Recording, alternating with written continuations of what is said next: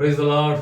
ஆண்டவராகிய இயேசுவின் நாமத்தினால் உங்களை வாழ்த்துகிறேன். பிரியமானவர்களே, இந்த வீடியோ பதிவின் நோக்கம் என்ன அப்படின்னு சொல்லி கேட்டிங்கன்னா, பாருங்க, இன்னைக்கு சோஷியல் மீடியாக்களில் அதாவது புவியியல் நியூஸ் எல்லாம் போடுவாங்க, வானவியல் நியூஸ் எல்லாம் போடுவாங்க, அப்புறம் வானத்தில் கோள்களில் அப்புறம் என்ன நடக்குது அப்படின்னு சொல்லி எத்தனையோ செய்திகளை நீங்கள் கேட்டிருப்பீங்க. அதுவும் பூமிக்கு ஆபத்து உள்ளது அப்படின்னு சொல்லி பயங்கரமான நியூஸ் எல்லாம் நீங்கள் கேட்டிருக்கலாம். ஆமாம், நானும் யூடியூப்பில் பார்க்குற அங்கே போடுற அந்த தம்ப்நெயில், அதில் போடுற அந்த நியூஸ் எல்லாம் பார்த்தா ரொம்ப பயமாக இருக்கும். அந்த மாதிரி போடுவாங்க.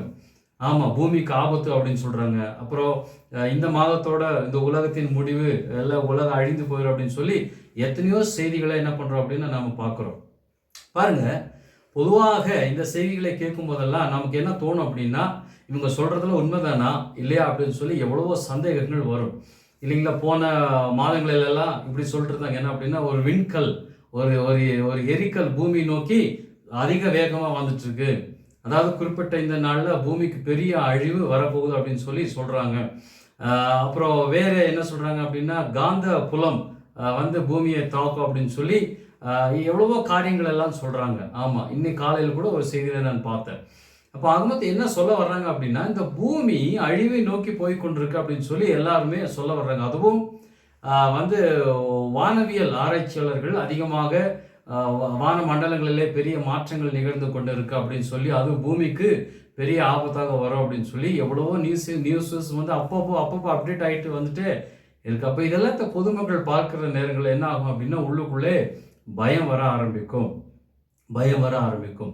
இப்போ நான் சொல்கிற பாருங்க, நீங்கள் ஒரு வேளை கிறிஸ்துவின் விசுவாசிகளாக இருப்பீர்களானால், தேவனுடைய பிள்ளைகளாக இருப்பீர்களானால், இவைகளை பார்த்து நீங்களும் நானும் பயப்பட தேவையில்லை. ஆமாம், இதை பார்த்து நாம் பயப்பட அவசியமே இல்லை. ஏன் அப்படின்னா, இந்த பூமியின் அழிவு என்ன என்பதை வேதத்திலே தேவன் நமக்கு அதிக அழகாக தெளிவாக சொல்லியிருக்கிறார். ஆமாம், இதை பார்த்து நாம் என்ன செய்யணும் அப்படின்னா, நாம் தெரிந்து கொள்ள வேண்டும். ஆமாம், இப்போ அவங்க வானவியல் ஆராய்ச்சியாளர்கள் சொல்றதெல்லாம் ஒரு விதத்தில் உண்மை. அங்கே நடப்பதை தான் அவர்கள் சொல்கிறார்கள். அங்கே நடக்கிறத தான் அவங்க என்ன பண்றாங்க, சொல்றாங்க. ஆனால் இந்த பூமிக்கு அழிவு வரும் அப்படின்னு சொல்லி அப்பப்போ அவங்க சொல்லுவாங்க இல்லைங்களா.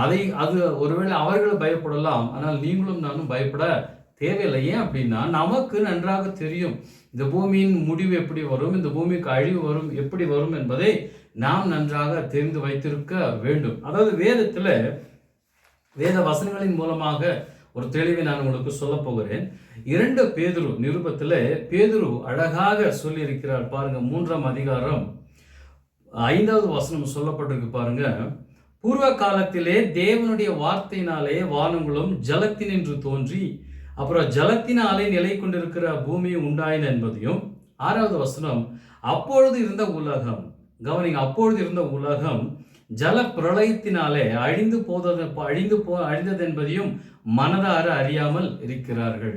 அப்ப பாருங்க, இப்போ நியூஸ் சொல்ற எல்லாருமே ஒரு காலத்தில் இருந்த எப்படி இந்த பூமி உலகம் முன்பதாக ஒரு டைம் அழிந்து போச்சு அப்படின்னு சொல்லி அவர்களுக்கு தெரியல. ஆனால் நம்முடைய வேதம் தெளிவாக சொல்லுது, ஏற்கனவே இந்த உலகம் ஒரு விஷயம் அழிந்து போச்சு. எப்படி அப்படின்னா, ஜல பிரளயத்தினாலே தண்ணீர்கள் வந்து மொத்தமாக உலகம் முழுவதையும் அழித்து போட்டது இல்லைங்களா. அந்த செய்தி நம்ம கையில் இருக்கு, ஆனால் உலகத்தாருடைய ஜனங்களுடைய கையில் இந்த செய்தி இல்லை. அப்படின்னு என்ன அர்த்தம் அப்படின்னா, இந்த உலகத்தின் மொத்த விஷயமும் நம்முடைய வேதத்திலே வெளிப்படுத்தப்பட்டு இருக்கிறது.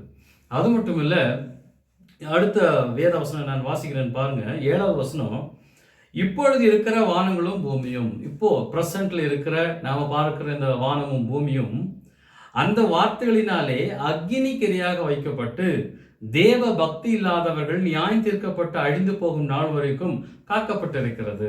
அப்ப பாருங்க, இப்ப இருக்கிற வானத்தின் பூமி இதனுடைய முடிவு என்ன அப்படின்னு சொல்லி பைபிள் சொல்லுது. என்ன அப்படின்னா, ஒரு டைம் தண்ணியினாலே ஜலத்தினாலே பிரளயத்தினாலே அழிக்கப்பட்டது இந்த பூமியும் உலகமும். பின்பதாக தேவன் இப்போ இருக்கிற இந்த பூமியும் உலகத்தையும் வானங்களும் பூமியும் அந்த வார்த்தையினாலே அக்னிக்கு இரையாக வைக்கப்பட்டிருக்கு அப்படின்றார். அப்படின்னா அக்னியினாலே மீண்டும் ஒரு விஷயம் இந்த பூமியும் வானமும் அழிந்து போகும். அது எப்போ அப்படின்னா, அது இப்போ கிடையாதுங்க. அது எப்போ அப்படின்னா, தேவ பக்தி இல்லாதவர்கள் நியாயம் தீர்க்கப்பட்டு அழிந்து போகும் நாள் வரைக்கும் காக்கப்பட்டு இருக்கிறது. அதாவது தேவ பக்தி இல்லாதவர்கள் அழிந்து போகும் நாள் வரைக்கும் காக்கப்பட்டிருக்கு. அப்படின்னா இன்னும் பல ஆண்டுகள் இந்த பூமியும் வானமும் இருக்கும். அதாவது தேவ பக்தி இல்லாதவர்கள் தேவனுடைய ஜட்ஜ்மெண்ட்டை பெற்று அழிந்து போகும் வரைக்கும் அது வரைக்கும் இந்த பூமி காக்கப்பட்டிருக்கும். அதற்கு பின்பு தான் என்ன ஆகும் அப்படின்னா அக்னினாலே எல்லாமே அழிக்கப்படும். அப்படின்னா இப்போ இந்த முடிவு உடனே வராது. அதற்கு முன்பதாக என்ன நடக்கணும் அப்படின்னா இயேசு கிறிஸ்துவை அறியாத ஜனங்கள் எல்லாம் அவரை அறிந்து கொள்ள வேண்டும்.